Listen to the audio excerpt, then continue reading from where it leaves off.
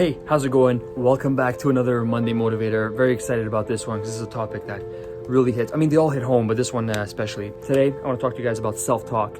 And you know that in all my videos, I talk from experience. I talk about things that I've actually gone through and been through. So this one really hits home because for those of you who don't know this about me, I get in my head a lot. I tend to overthink, but you know, how I get out of overthinking is through self-talk. But I have two other little parts to that I add to my self-talk. But let me take a step back here. Basically, when I get into my head, my brain tends to generate all of the worst possible outcomes. My brain basically just creates these false ideas, these false realities. And it's basically like being surrounded by negative people, but instead of being surrounded by them, it's all coming from inside your head.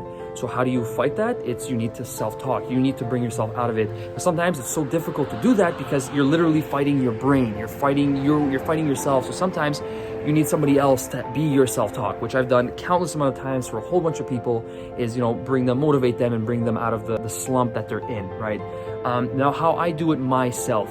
Self-talk is obviously giving yourself positive thoughts, positive ideas, feeding yourself positivity, right? It's gonna be okay. Whatever you're thinking about right now, Matt, it's not a real reality. So that's step one, right? That's very hard to do because you're fighting your brain. So you're gonna give positivity, your brain's gonna fight back with, yeah, but what about this negative situation? One of the things that I add is distractions. I need to distract my brain with something. And it has to be something, I think, external, because if I just say, let me just go do my work, well, my work is, I need to think about my work, and my brain is not ready to think about that. So it's literally a movie, watching YouTube videos, scrolling, or whatever it is try to distract the brain from what it's thinking about while feeding positive thoughts.